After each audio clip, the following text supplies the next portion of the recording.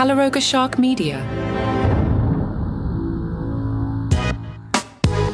Hello, I'm Johnny Mac with your daily comedy news. My guest today is the very funny, hilarious Gianmarco Soresi. He is one of Vulture's comedians you should know and will know. We talked for about a better part of an hour here. During the summer, he released a little something special, which is one of my favorite things of the year. Very, very funny. 15, 17 minutes, something like that. But he had a Biden chunk in it. And when Biden didn't have such a good debate and looked like he was going to drop out, Gianmarco was like, oh, let me get this thing out there now. So he'll explain to us how that came out. He also has a recurring show in New York City called The Silver Lining, which has been sold out consistently for over 2 years. And Theater Adult, a show coming up at Joe's Pub. He'll explain what that is. I may have tried a little too hard here in the first couple questions. I try not to be like, so you're a comedian, huh? And I try and come with a different angle. So I'm not sure he was totally feeling me the first minute or so here, but then we really clicked. Sitting here and just making sure that I sent out the proper link and everything, I'm clicking on an industry trade. This is totally random, but I figured it's hopefully more interesting than just going, so what do you think of cancel culture? A press release, a comedian, media star with over 80 followers is about to launch a podcast. So is that really good publicist or? I always set the bar low so you can exceed expectations. So the big stress of my life today is, what happens if the DMV calls me in the middle of this interview? I figured, let me just start with awkward things. So why would the DMV call me? Long story medium, I went to get my license renewed, and New Jersey was like, sorry, your license is suspended in New York. I haven't lived in New York in 20-something years. $25 fine. I have to get a letter from New York. And it's not like you click on the website and they send it to you. So supposedly the DMV is going to call me. And no offense, love you, but if they actually call me, I'm going to have to bail. Otherwise, I have to have my daughter drive me to work, man. Sure. Listen, I hear that. That's a good excuse. So you keep me posted. I was catching up on your podcast. I enjoyed recently you dropped a Patreon episode with some AI written Italian style comedy, some very hack comedy. I thought that was amazing. Yeah, it really, because I don't talk about food. It was all about food. So it really, all the AI was able to do is he said he's Jewish. They said he's Italian, and then let the stereotypes roll. And it was all just food. I don't talk about any food in my app. There's at least one comedian that I can think of that could deliver that material. Now, I didn't think the material was particularly written for your wheelhouse, but I can think of one guy, if he had the crowd rolling and did it in his delivery at his stadium shows, could have performed that material. The material itself in the right environment maybe could have flown. Are we talking Sebastian Maniscalco? Bingo! Sure. He could act it out. He could take the soft punchline and show him serving the matzo ball soup or serving the pastrami. He could make it work. I could see it. You've got the right name for it. I was thinking maybe you could do like a Bobcat Goldthwait thing and open for yourself. Like you come out and you're really Gianmarco, and then you come out and do your normal act as a closer. Maybe give yourself a different first name for the second part. Listen, if I leaned into the Italian thing, and honestly, I would. It's just I wasn't raised like in an Italian community. My dad's a little Italian, so I just don't have that many jokes about it. Believe me, I would be that comedian if I could, but my dad was making cup of noodles, not spaghetti and meatballs. But you grab 3 other guys with Italian-sounding names, you start a tour, you go out.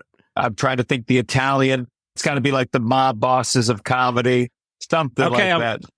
I'm well ahead of you. I jumped on the AI 20 minutes ago. I've got 10 for you. You ready? Here we go. Sure. Some of these, even for hack, but the Gabagool Gang, I like that they added the GG, the Gabagool Gang, you and 3 other guys.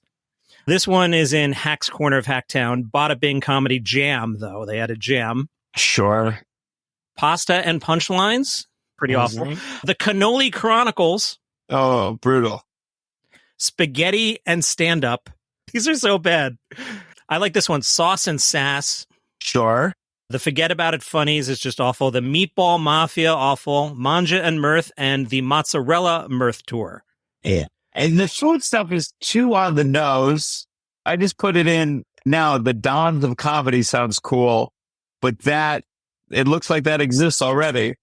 But listen, ChatGPT is already good enough to replicate at least 80% of the stand-up comedy world. And eventually it'll get better enough. I sometimes am quite a comedy snob. My daughter is working in a local theater, and part of her job is to just research acts that they could potentially book. And she came home one day and was like, have you ever heard of this? And it was one of these. It was the Italian-American wise guys of comedy. And I just said to her, I go, there's no way that's good. It'll probably sell out, but there's no way it's good. Sure. When I did Just for Laughs last year, it's last year, I did the Just for the Culture show, which used to be called the Ethnic Show. And before the Ethnic Show, they had the Italian show, the Black comic show, the Jewish show. And then as society grew, they were like, okay, we'll combine them all. Okay, we'll call it Just for the Culture. And I was on the lineup with Judy Gold, and I was like, oh, they think she's the Jewish one, and I'm going to be the Italian, the stand up and sass. And it really just ended up being a very Jewish lineup between me and Judy. My name can be misleading.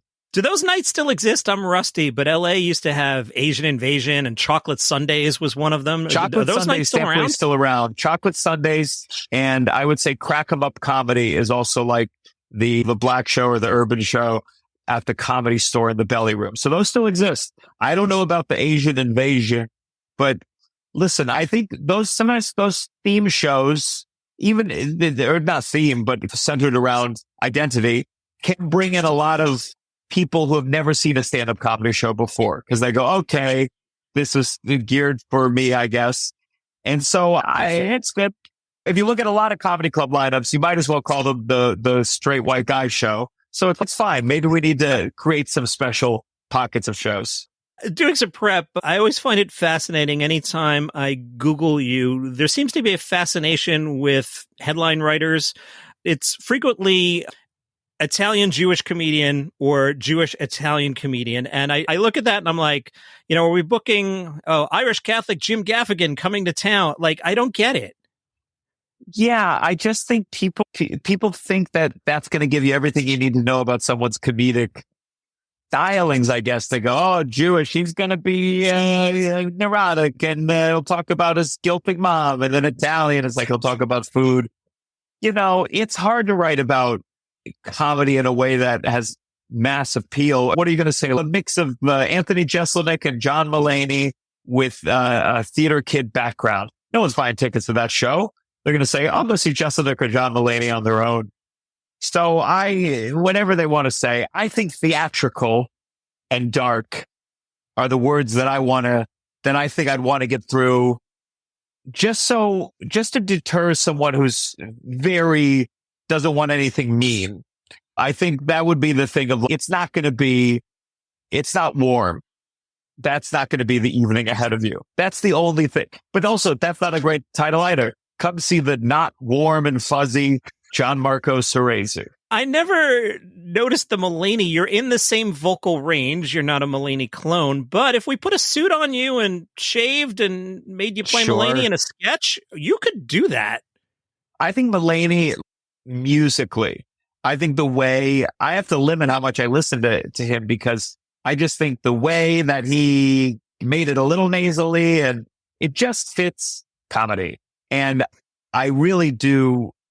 And I'm sure apparently there was a comedian who works at the Comedy Cellar, named Dan Natterman. And someone told me that when Mulaney started, people called him like a Dan Natterman ripoff or something like, or he was imitating Dan Natterman. So I like to believe that like the music of comedy, which I feel like it doesn't get talked about as much, just like the musicality of the way people deliver jokes. Mulaney's is just in a certain kind of range and register that I think just feels right. When I'm joking with my friends, if I'm trying to have riff off with them, it's just the place that I go. It's a little bit presentational. It's really clear. It helps you make a clear setup, and you differentiate the setup from the punchline because you change the octave, and it's fun. That's fantastic. So, but I have the ear for this because I've worked in radio for my career in podcasting. So we always, when you build a team, you want to make sure people aren't in the same range. So for example, you and Mulaney would not partner up on an audio only radio show, whereas you and Sebastian Maniscalco would, because I wouldn't be like, which one is talking? Sure. That's really cool. It makes sense now that you say it, but yeah, there's podcasts where I go, I still don't know which voice is which guy. It all just bleeds into one. After listening for 2 years, right? Yeah. How are you enjoying podcasting yourself? I dig it. I certainly wish we had more listeners, but the clips and the videos that we get out of it are enjoyed. And ultimately, when I started making the podcast, I had all these ideas, these high concept ideas. And I had a friend who was like, come up with something that you'd want to do, even when you're in a terrible mood, even when you don't want to do it. And ultimately, it was like a looser concept, the downside, complaining with a good friend as a co-host. And I'm so glad that I picked something that I not only loved, but also where the podcast could be a notepad for ideas. I could talk about stories. I could talk about whatever's going on in the news, my family, my life. And it enriches my work. I think I get a lot of joke ideas from that podcast. So I love it. And I'm glad that I prioritized kind of something I loved over maybe something with a clearer hook, because it's so much work and the rewards are still minimal. It's financially devastating, but I love doing it. And I love being able to see my friend on a regular basis and just shoot the shit with him. So naively, respectfully, you said it's so much work. So what is the difference between a perception of you just show up and riff for an hour and 15 minutes and you go home and it's a lot of work? Sure. I think first we have guests for a lot of episodes, and I like to do my research. I like to, if they're a stand-up, I'll listen to their most recent special. I'll comb through their tweets, some interviews, just to see what they enjoy talking about. What aspect of their life are they willing to get into the weeds and talk shit? And then there's a lot of post work where it's, I built kind of the engine of my comedy career off social media and clips. So I go through a transcript of every episode. I'm picking out what's the clip that best captures it, what's going to pop online, send it to my editor, check the captions, schedule all the posts. So it just becomes a huge, and I think when we have a really great guest, the episodes can end up being 2 hours, 2.5 hours. So the better it's going, the more work it generates. And I think I got to make sure even though it is loose, I got to come with my pockets filled. I had an acting teacher that always talked about coming to a role with your pockets filled. What happened that week? What do I want to talk about? What's a cool new segment? What's a little prank I can play on my co-host? And I think the key to having all that looseness really work is you've got to have kind of some hidden structure underneath. Does it work as a sort of workout room? Are you testing material, or is it the opposite, that a conversation goes somewhere and spurs an idea? I think it can be a workout room. My co-host has a great laugh. Pete Holmes, he has his own laugh track on his podcast. He provides it. For me, that's split. And it's my co-host who's a laugher. And he's allergic to jokes when I love jokes. So I think it's not fully a workout room and I'm saying what I would say on stage, but I think it's if we get into an idea that really gets him going and really we start riffing, I go, ooh, there's something there. And then I got to do the work after the fact. So in a way it is a workout room, but not as strict as let me run this bit. Let me try to sneak in this bit. Because if my co-host sniffs the manipulation around a joke, he's out. He's out. I beg him. I say, please, let me tell you my jokes from performing at the Fish Festival this weekend. And he's okay, but it just doesn't work. Like those old style, horrible talk show guests. Hey, tell me about podcasting. Never mind podcasting. Let me tell about the airport, the TSA, those guys. Yeah.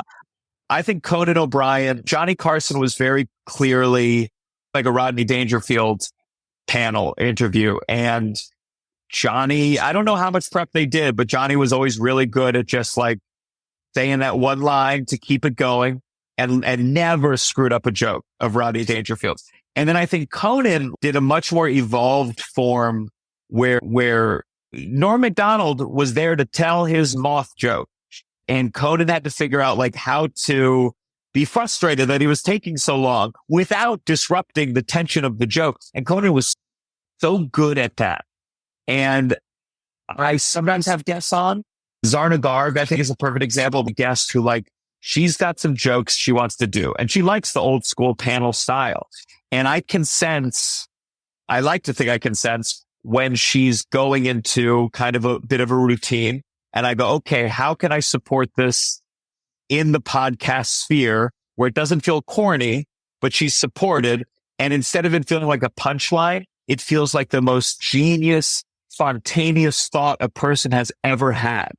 And that can be fun if you can pull it off. Yeah, I'm a big Bob Hope fan. A lot of people judge Hope by his last 15, 20 years. But if you look at the entire work of his century, some really great stuff. But Johnny Carson hated Bob as a guest because Bob would basically declare, I'm coming on your show, and it's NBC, and Bob Hope's the one person Johnny Carson can't tell to go hose yourself.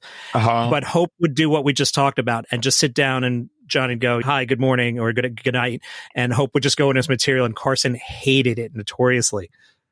Where, as I haven't consumed that much Bob Hope, like, where do you start? What's the thing that is there an album of his best hits? I think if you can find video. So he had a very popular radio show. And then when television came along, all the radio shows became TV. So I'm sure they're on YouTube. His very early television shows are basically a radio show with a camera in front of it. So he's standing up the stand-up mic, and when the announcer's going, now from NBC, The Bob Hope Show. And he's just doing the monologue and mugging for probably the camera guy. But you can see how quick he is. And this is probably, I don't know, Bob in his 40s, maybe early 50s, not the 85-year-old reading off cue cards guy. Yeah. But he was just so quick. So I would say that period of around, I don't know, when did TV really come in? Say 1951 Bob Hope, just to throw a dart. And of course, his movies, you got somebody who can sing with Bing Crosby and dance with Jimmy Cagney, and you got to give him some props there. But I digress. Can you just, Carson's in my mind now. Can you imagine as a comedian, if we go back, it's 50 years now, what a huge spot that was? Because now you can self-market. There can I get on the Tonight Show? And I've got, I don't know, what was it, 5 minutes? 8? It was probably 5, right? You got a tight Usually 5. You got to hope Johnny waves you over. That must have been insane. Yeah, I think about it a lot because sometimes it can be very frustrating when it feels like, man, it feels borderline impossible to do one thing and have it like catapult your career. There's just a million little things you can do, and maybe something crazy happens that goes viral, that maybe it boosts you a little bit. But you go on the Tonight Show now. I did Corden, and I think maybe one person in my whole life has said to me after a show, like, I loved your Corden. And I think it's this mixed thing. Yes, it is cool that the Carson, you go on there and your whole life would change, unless not cool if the booker didn't like your vibe, or you pissed off whoever that guy was going to the Comedy Store and you never had a shot. Carson, it definitely feels like it was just way too much power under this one kind of cranky guy whose ass you had to kiss. And personally, I've always struggled coming up with clean thefts that I like love, or at least by today's. I sent a set into the Tonight Show after New Faces, and the response I got was a Holocaust joke. Yikes. And I was like, oh no, I'm not getting this. And it was like, at the time, it was like, that was the centerpiece. I had just a joke that mentioned the Holocaust, and I loved it. And I don't know if back then, if I would have been in. It's easy to fantasize. Oh, I would have been in. I would have had that Tonight Show. I would have killed it, got into the couch. But there's another world where you didn't like me. I didn't have the set. And then I would have been dying for Instagram to let me gradually build myself up. So I think there needs to be a middle ground. I think the Tonight Show, when I hear about it, it sends a shiver down my spine, because I just go, God, that guy controlled whether you had a stand-up career or not. And that's not good. I just did a story for the podcast. Somebody else wrote a hot take. Joe Rogan is too powerful in comedy now. And I'm like, Joe Rogan's good for comedy. Not everybody likes Joe Rogan. That's fine. But he's good for comedy. He basically created a third coast. Sure. I had my previous touring agent I had was like, you have 3 ways to succeed in touring. And this might have shifted a little since then, but it was like big social media, you're on TV or Joe Rogan's podcast. And I was like, Jesus Christ. I think I was saying this last night. I was at the Comedy Cellar and I was talking with Nathan McIntosh about so many people will come to shows and will say afterward and say, this was my first stand-up comedy show. I don't think that happens a lot with music. I don't think people at the end of concerts go, this was my first concert. But like stand-up comedy is such an untapped market. There's so many people who don't necessarily know they would be into this. So there's a degree where I go, yeah, Joe Rogan talking nonstop about stand-up comedy makes a new generation of men, if we're speaking about Rogan and being honest, get into stand-up comedy. And great, maybe they get into that and then their tastes expand beyond Joe Rogan's sphere. I think the fear is that Joe Rogan creates a specific kind of fan, that universe that kind of really wants to see a white guy say a slur that you're not supposed to say anymore. And that's their definition. That's the only fear, I think, of the kind of ideology of that general sphere. I hope it expands. I hope it intermingles. I hope all comedians start splitting up, sharing lineups. But that's ultimately, I do think it's good for comedy that he exists. And I've had I remember an audience member years ago came up and they said, oh, I saw you're working on new material. That's so cool. Joe Rogan talks about how comedians sometimes have to work on new material during the show. And I'm like, you know what? God bless. If he's educating a new comedy fan as to how this all works and you're into it, great. You talked about spheres, and it reminded me, there are all these spheres that I guess don't touch each other. What came to mind was when Cat Williams went on Shannon Sharp's podcast and started throwing heat, that surfaced to maybe a different audience, the whole Atlanta scene and the various beefs that go on in that sphere of comedy. And that probably doesn't cross over with the Roganverse unless Cat goes on Rogan. I think ultimately when you separate these worlds, it doesn't benefit the quality of the comedy because suddenly you're not dealing with the cream of the crop. You're dealing with the cream of your little sphere. And it's just the quality goes down overall whenever and it's the same with, you could call it the opposite of the Joe Rogan universe, but like the Brooklyn world. Like there is the world of, you could call it alt comedy or just left-leaning comedy, where if you never mix with another world and the best from that world, it just gets worse and worse. And I think that's happened to a degree with the Austin scene. I think that's why New York is still in my mind the best place to keep doing comedy, because there's more colliding, there's more a mix, and that elevates everyone. That forces them to be good, to continue to participate. And I don't know Austin well enough to have any kind of hard opinion about the Austin comedy scene. I just know from more secondhand and occasional shows that I do there that it could use a little mixing. To put it politely, it could use a little mixing. And I think it will happen. I do. I don't think these worlds can stay insular forever. I think we need more panel shows, and we need those panel shows to be a mix. And I think one day, I think Kill Tony will get to a point where it does have some comedians that you wouldn't think would do it now. And it will expand the vocabulary and show more people what great comedy can be. And I'm hopeful that kind of will come to pass. We did a show at Sirius early in my run there. I used to run the comedy properties there. It was called Four Quotas, and it was basically a Tough Crowd ripoff, except we just leaned into the four quotas. There was some gimmick that the government had passed a law. You had to have a white guy, a black guy, a woman, and then the wild card position just to make the booking easier. And I look back, one of those early episodes was Jim Gaffigan, Lisa Lampanelli, Aziz Ansari, and I forget who the fourth. So, you talk about being diverse. That was a really fun show. A little too early in the run at series for it to take off. We talked about isolating one joke, and we talked about the civilians coming in. And I think there's something to be said for taking in an entire set. My wife will often come down. I will be watching a special, and she'll show up 36 minutes into it with a laundry basket, stand there at the TV for 40 seconds and go, is this guy funny?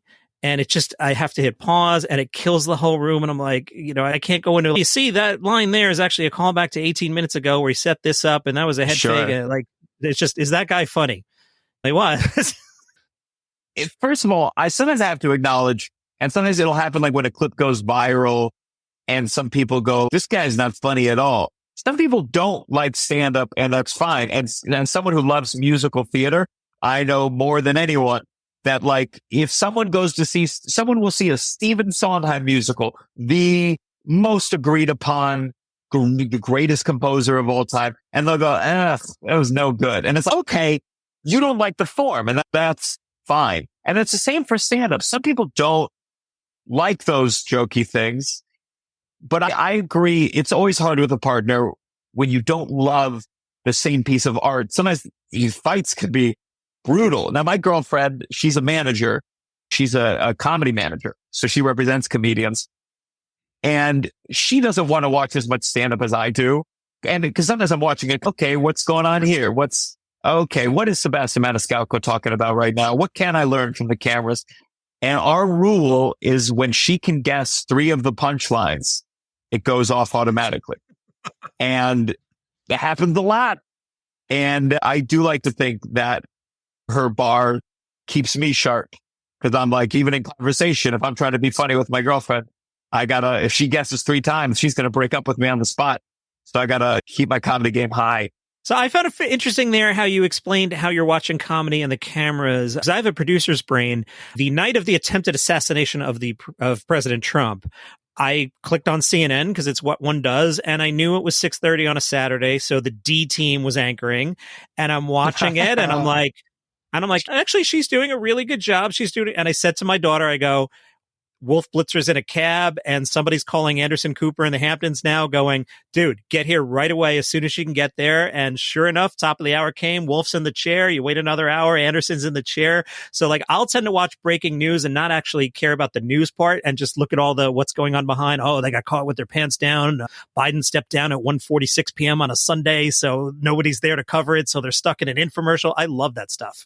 Yeah, there was a very funny thing on Twitter because Wolf Blitzer had just tweeted a picture of him like getting a martini called the Wolf Blitzer, and he looked like really fun. And then an hour later, it's him at the desk, and he looks a little just like, oh my God, there goes my day.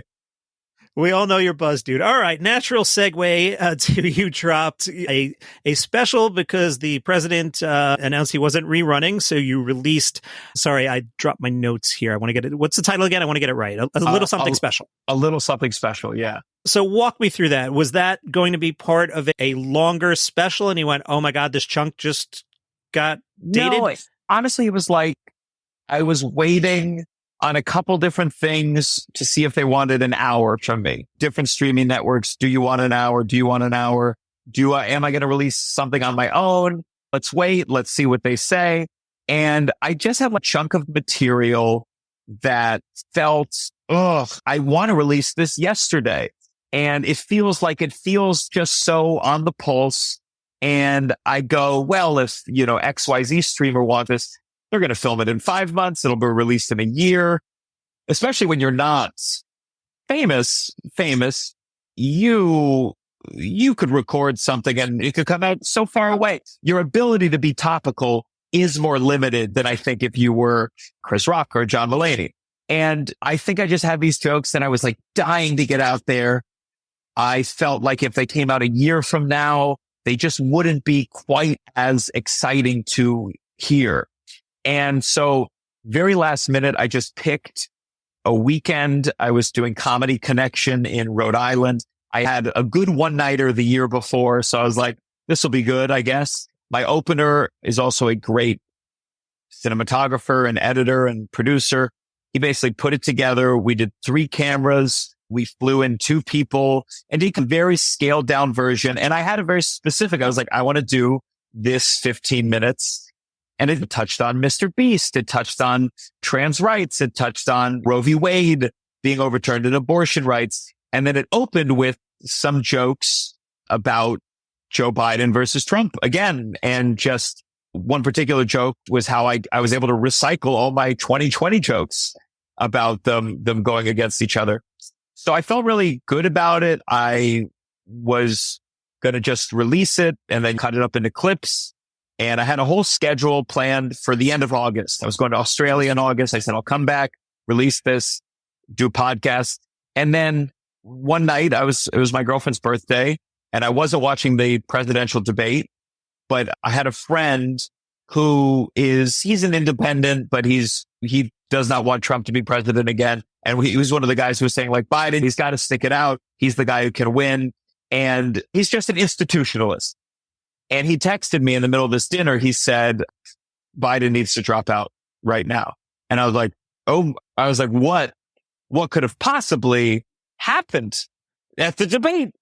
And my girlfriend's birthday, because I'm a workaholic and because her work is comedy, we had agreed that we weren't going to talk about work. I wasn't going to talk about specific work things. And I get this text and suddenly my mind goes racing like, oh my God, all my opening jokes are about Biden being the nominee. And I watched the clips and I said, this is not looking good. And all the op-eds came out. And the next morning I said to her in bed, at 8 a.m, I'm just like, I feel like I have to release it today because I didn't know if it was going to happen that day. It felt so, the first surge of Biden being called to step down was very intense that first day after. And I thought it could happen that day, Saturday, Sunday, Monday. And I was like, I got to get this out now. And thank God my editor, we had gotten a lot of stuff done in advance. Sound was mixed. It was edited. It wasn't captioned. It wasn't clipped. But I basically said, I got the day wide open. Let's release it by 3 p.m. today. No podcast, no press. I don't know when he's going to drop out. I don't want to cut the beginning of it off. I don't want to have to be like, hey guys, I know the beginning's a little dated, but check it out anyway. And we got it done. And by my team, my social media team, my editor, my captioner, my girlfriend was there to let me run even the clip captions by. And I was so glad we did. And ultimately he stayed in the race, I think for 3 weeks after, maybe a month after. But I was so glad that we put it out in a time again where it felt topical. Although I will say if I ever record something like that again, I will be a lot more hesitant if it's a special to include political material that isn't very big picture, because that's the risk we run in comedy. And a lot of comedians, the day Trump's assassinated, comedians now, we're like going, what's the joke? What's the joke? People are recording it that night. They're captioning it that night. And why? Because on social media, it can pop. It can get into the stratosphere. It can go viral. It gets featured in news. And there's a real struggle between, are you just making the obvious joke? Are you just regurgitating all the natural jokes that would come out of this? Do you need time to make a deeper joke? And have we ultimately made our humor more shallow by feeling like we need to immediately react to events? That used to be late night's job, and they had a writing staff. And now it's every comedian, the moment a tragedy happens or anything crazy in the news, we got to be like, going up in 20 minutes. What's the joke? What's the joke?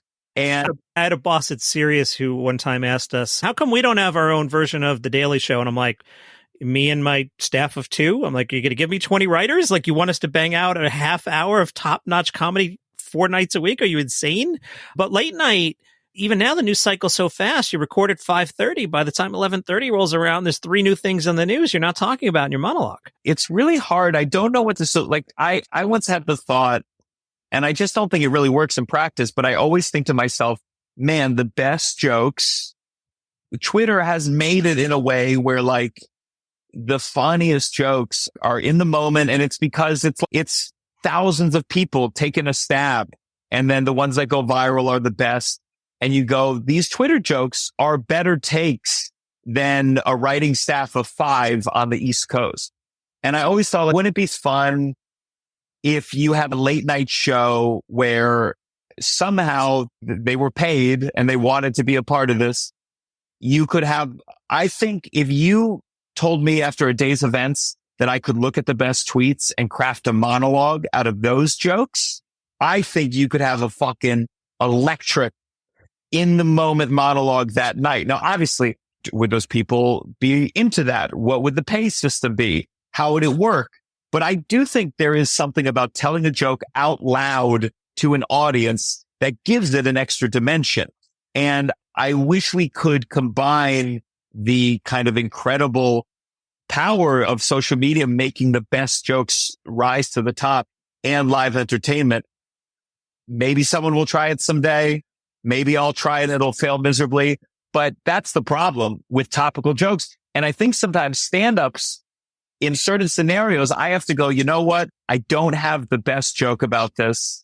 And if I try to always chase the topical joke, I'm never going to build the deeper joke that is more universal, reaches deeper, is more original. And I have to make sure I have a balance, because if I lean towards in the moment, I'm just going to create a lot of kind of fluff that expires the next day. And that's not what I want to do. I did want to ask you about feeding the beast. I don't want to bore you with a crowd work discussion, but it's got to be insane now just to have to constantly put up something on social media. And does that fight the development cycle of a proper routine, to use an old-timey word? Yeah, it's very, I enjoy that I can put out a joke. I enjoy also the capacity I can put out a joke that is, I think it's a good joke, but I wouldn't put it in a special. I think that's cool. Then I can still get it out there and get some kind of visibility off a thing that I like, but isn't the final form. So you can use social media, I think, to feed your creative process. And if some joke does better than I thought it did, I can go, oh, is there more there to explore? Can I bring this? Can I incorporate it into something else? But ultimately, you're right. It's incredibly exhausting. And I think it's very hard to decide, how do I develop my quote unquote act with what I'm putting out there, especially the concept of burning material. I think a lot of comedians my friend Jay Jordan used to be, we're comedy snobs. And there was a degree of, if you do it on your Comedy Central, it's burnt. Or if you do it on your special, it's burnt. And then it's like, if you release it on TikTok, then even if it goes viral, even if it's seen by millions of people, when you have a show at Bananas Comedy Club in Hasbrook Heights, New Jersey, maybe there's one person in the audience who saw that clip. And it's like, do you get rid of a joke that's tremendous because that one person, or do you go, I'll never post my finest material? Okay. But then you don't have any fucking fans because you didn't put enough out there to build up a fan base. I saw Mike Birbiglia last night at the Comedy Cellar, and he was mentioning how he said there's some jokes from his first album, I believe, that he had done on a show recently. And he was shocked because nobody had heard them before. And there's this thought of, oh my God, why would I not do this incredible joke I worked on for so long and made so good? And no one in the audience knows it. And I'm not doing it because why? Because that's the comic code, because there could have been two people who knew it. All those conversations, I think, are evolving, and I'm figuring out an hour that I want to film, and I have to come up with my own rules. I did a set on Netflix. Not a lot of people saw it. Is it okay if I use one line that's a really good bridge between my divorce material and my theater material? I have to ask myself that. In some cases, I go, yeah, who gives a shit? Stop it. Just do it. If it makes the hour great, do it. This is a lot of people's introduction to you. And then there's the other part of me that goes, I should move on. I should leave it behind. I should write something new. And every comedian is going to have to decide their own rules that evolve. And it does make it harder. It does make it a lot harder, but also it gives me an ability to show my best joke to someone who's never going to watch a comedy special. If I have a joke about drag queens, it's going to get to an audience of people who will never see a comedy show, who will never go to Netflix to watch a comedy special, but they did get to watch a minute of me telling a joke that I'm really proud of. You win some, you lose some. That makes sense to me, especially pulling out a line or two. And any artist is going to have their super fans be like, oh, we heard this already. I liked him better when he was in the clubs. But I think that makes a lot of sense. And then I'm thinking, as you were speaking the other way, if he'd be very old now, but if 65-year-old George Carlin were playing Carnegie Hall tonight and went into baseball and football, I'm not sure I'd be upset. I'd be like, oh, cool, I get to hear Carlin do that. Now, I would hope the rest of the hour were new, but if he went into that 30 years later, almost like the Stones dusting off Start Me Up, I'd be like, okay. I think I think someone told me that Louis C.K. back in the day after his shows, he would come out and say, are there any bits you want to hear? And he would let the audience request their favorite bits, and he would do it like that. I think I think comedy is, relative to music, is still a younger art form. And I do think there's room for us to figure out oh, you know what? They do like when I go into this chunk. They do like if I bring this thing back, and maybe you do it as an encore. Maybe you slip it in there amongst a lot of other new stuff. But at the same time, I do have that. It's an old school impulse that was kind of taught to me of just, if they've heard it before, they're not going to like it. And I just think the world is too fractured in terms of, you can have a special on HBO and nobody sees it. The world is too fractured to live by those old rules. Because then what happens is, if you're trying to churn out too much new material, and I struggle with this too, it doesn't become as strong. I have jokes that I can tell you when I first started telling a worse version of them 5 years ago, 7 years ago. And I go, it didn't reach its final form until so many years. And with our current system, it's hard to think that a joke would live that long without being quote unquote burnt. So we're all going to have to navigate it. And I think I've seen a lot of comedians used to be very strict about, if it was on Comedy Central, it's done.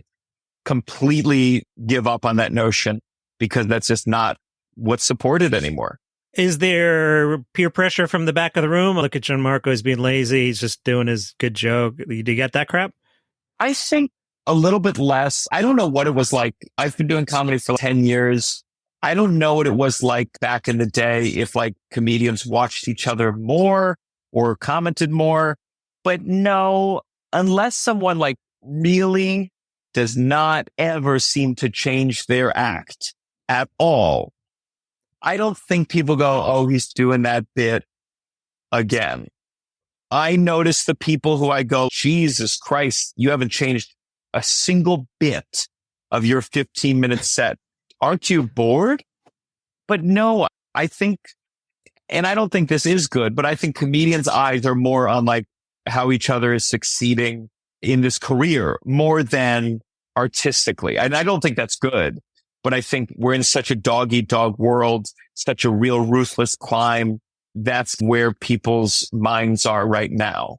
I always found it as a civilian, not a comedian, never wanted to be a comedian, not claiming to be a comedian, not a performer, obviously, but just as a guy in clubs, I always found that the comics either appreciated if one of their peers was crushing or eating it. They would find if you were eating it fun as well. It was that middle ground of you're not even trying that tend to be the comedy snobbery. Yeah. There's times when I'm working on more new stuff, and immediately I go, I'm not doing really well. Everyone watching here thinks that I suck.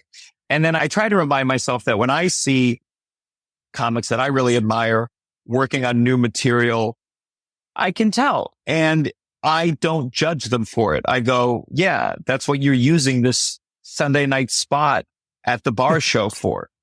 And I think that impulse to crush is always there, and you have to fight it sometimes. I remember just seeing Bill Burr at a comedy club, and he was he wasn't doing great, and he was very clearly sticking on a topic and just hitting every possible thought he had on that topic. And I'm sure the audience, as they do with more famous comedians, went yeah, he was okay. But I knew from the back of the room as a comedian, I was yeah, this is his workout room. My hot Friday night show room at a comedy club in New York for this moment, I need to use this because I'm doing Madison Square Garden tomorrow. I'm going to work. And I think the great comics and the prolific comics, they have to fight that urge to kill every time and bomb sometimes if it means taking a risk. And you see someone kill with the same set for years. I do think I go, what's the point though? What's the point of killing on this random bar show right now with jokes already work 100%? What do you gain? And when I'm doing spots, I really like to gain something. I like to learn something. And if I don't, who cares? Yeah, I always appreciate an artist going for it, even if it misses. As a snob, I hate the sitcom with the dad that looks like me that could lose some weight and has the hot younger wife and she thinks he's stupid. And we've seen the sitcom 500 times and I'm like, you're not even trying. Whereas I appreciate something that is coming from a different angle, aspiring to be something, which is my lead in to ask you about theater adult, which I don't want to misdescribe. But as I read it, and I'd rather you explain it, here's somebody trying to do something. Basically, I came from this acting background and I have a lot of theater jokes, theater related things, talking about theater. I would have people complain about my podcast. They go, Jesus Christ, another musical theater episode where you talk all about community theater and bad shows and teachers. And all that says to me is that, oh, okay, like I have a very specific interest that I do want to cultivate. I'm drawn to. And so it's okay. So where in my life can I create a vessel for all my theater thoughts, my theater jokes, my theater, just talking about it. So I've made this show Theater Adult and we're about to have our second one at Joe's Pub where I open it with some stand up. I get to go deeper into my theater jokes. Fred Armisen did a comedy special where it was for drummers. And it's like, if you never drummed, you're not going to get most of the jokes. And I'm like, this is for all the people this is for theater kids. This is for people who did theater, who do theater, who love theater. And I can go deeper into those jokes, get more specific. And then I do a lot of crowd work at my headlining shows. And I love talking to people about their theater disasters, the shows they did in high school. And what do they do now? How does being a theater kid, does it play into their own life now? What do they like when they do karaoke? So I wanted to create like a show where I could open with my theater stand-up, go into my theater crowd work, and then from the podcast side of it, get someone who either used to be a theater kid and now is whatever, a lawyer and just an actor, a comedian, or someone who is on Broadway but did theater when they were younger. I focus on that part of their life. And I want to find out about the disastrous performances, the summer camps where they came out of the closet in acting class. I want to hear that story. I want to use the theater to talk about deeper things about their own life, their family, their romantic life, their dreams, their failures. And then just to make my dreams come true, infuse it with a little bit of singing. So I have my guests sing some songs from their old high school productions, even if they're totally wrong for it. There's a lot of non-Jews who played Tevye and Fiddler on the Roof. And I go, here's a space where I give you permission. You can do If I Were a Rich Man. And then at the end, I join in for a duet from my own theater past. So it's just like a space that I think I can infuse my comedic sensibilities with my love for theater and the nostalgia of a lot of us when we were in school. It was either sports or theater. That was just the division. And so there's a big swath of people out there who have this experience, who, even if they don't love theater now, they did it and they can enjoy talking about it. And I'm really excited about just making it a more regular show in New York at comedy festivals where I can get a really cool guest that people are excited to hear about their past and use it to just have conversations that they wouldn't have in a normal interview circumstance. I think that'd be great for festivals. Definitely great for New York. I love the feedback of stop talking about theater on your podcast. That's like, hey, Rogan, stop with the MMA talk. Like, Sure. It's one of the things, if you Google you, theater kid tends to come up. I think Rogan, and I'm sure there's people who go into Rogan and go, it's an MMA guy. I'll skip this one. And it's like, yeah, that's fine. That's fine too. And that's why Rogan ultimately, he goes on does panel for the MMA, and it's okay. You find a space for your interests too. I'll let you go because we're way over and I appreciate you giving me so much time. I did want to ask you, how much you enjoyed Australia. I was there in 2015. I just loved it. And it's not easy to get to, especially from East Coast. But I would love to get back and just, I want to someday maybe in my 60s, I'm going to tell my wife, like, I'm going away for 3 weeks. I want to rent a car and just drive around the entire circumference. Growing up in Queens, I'm always attracted to nothing. If I go out to Arizona or Nevada, I like going out into the middle of nowhere and being around nothing. So there's something about Australia that appeals to me because, all right, there's Sydney, there's Melbourne, but if I go 30 miles that way, I can be in the middle of nowhere. You sound like a easy vacation, or that sounds like I loved Australia. I think, first of all, the comedy was great in the sense that, like, they know so much about America that I didn't really have to adjust what I wanted to talk about.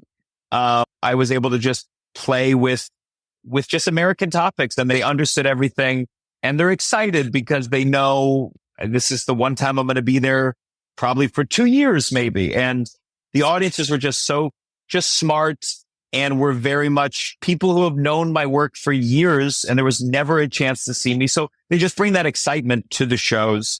And in terms of the country, it's the food, it's incredible. The views are astounding. Sydney, the bridge in Sydney was just so pretty at night. I could never be that chill. The people there are very chill. Everything moves at a much slower pace. And I think after a week and a half, I'd be like, "Oh, come on, please, can I have a refill of my water? I'm begging you." But it was a special trip.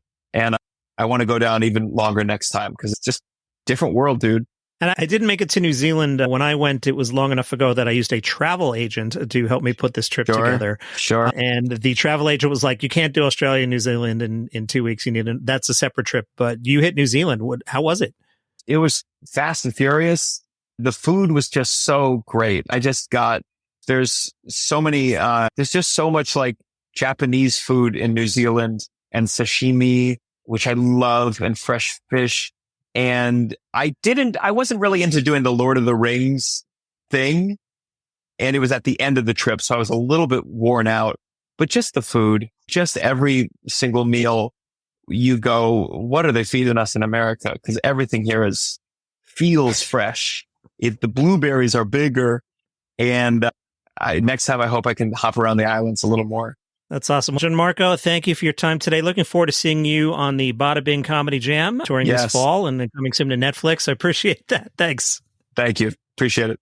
Gianmarco Soresi, thank you for coming on the show. Repeat guest. He's really fantastic, and he is one of Vulture's comedians that you will know and should know. And we'll talk about that list on tomorrow's podcast. See you then.